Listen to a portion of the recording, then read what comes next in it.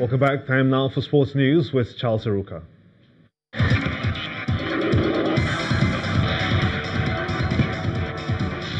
That's right, Gimba. Welcome to Sports News. The Nigeria Basketball Federation, NBBF, has confirmed that clubs that will feature in the final six playoff of the Women's Premier League.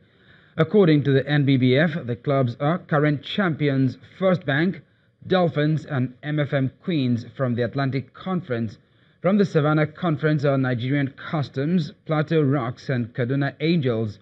The final six will hold from November the 4th to the 7th at the Indoor Sports Hall of the National Stadium in Lagos, with the winner and first runner-up representing Nigeria at the 2018 FIBA Africa Club Championship for Women.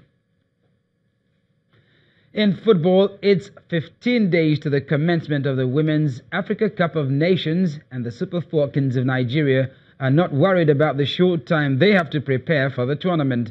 With teams like Kenya and South Africa playing Grade A friendlies, the 8-time champions are not losing sleep over their opponents' preparations and are fully focused on the prize, which is defending the title they won 2 years ago in Cameroon.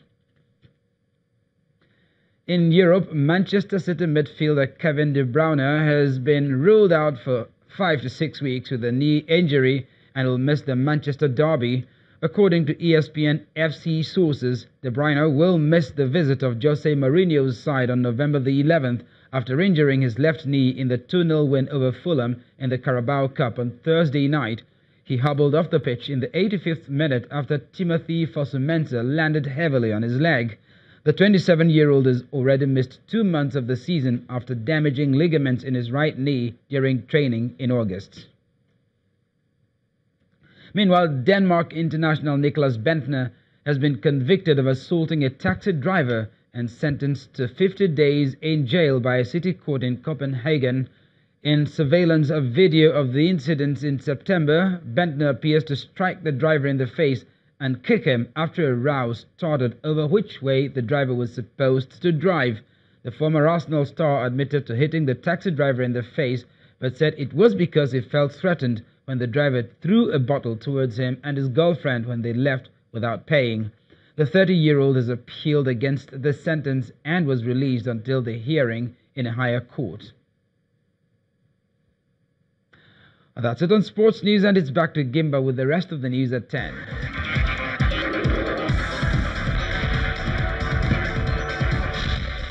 The Trump administration is set to reinstate all U.S. sanctions on Iran that were removed as part of the 2015 nuclear deal.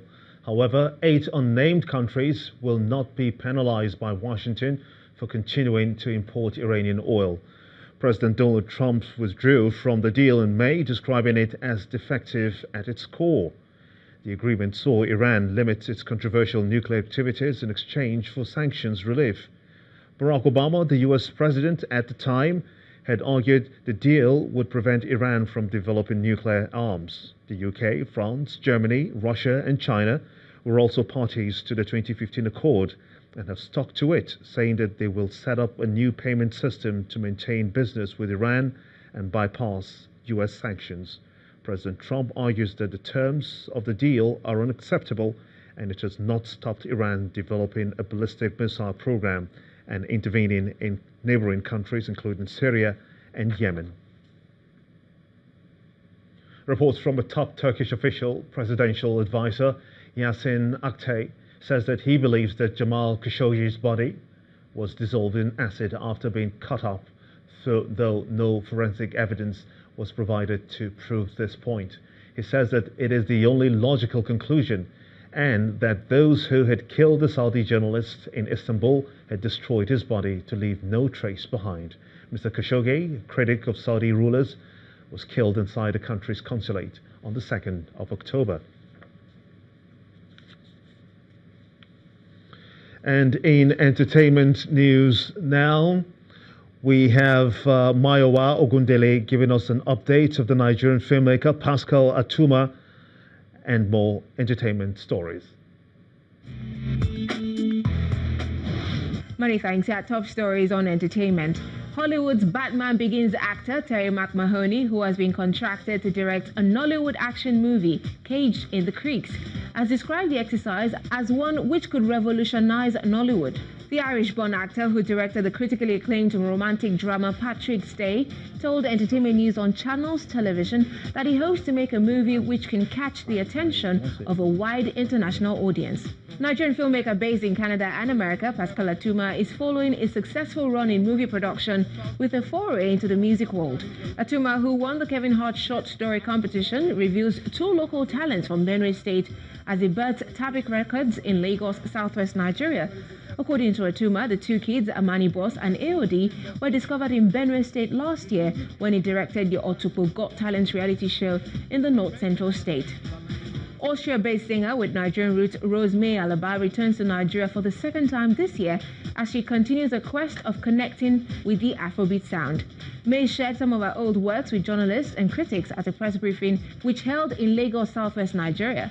The pop singer, who performed the theme songs for the 2017 Special Olympics, recently released a new track entitled 50/50, featuring raving Davido Music Worldwide act Miyoko.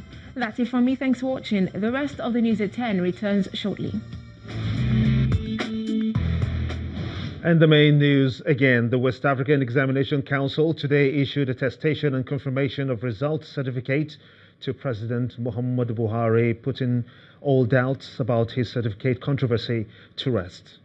Also, the Trump administration today has said it will prepare to reinstall all U.S. sanctions on Iran that were removed as part of a 2015 nuclear deal.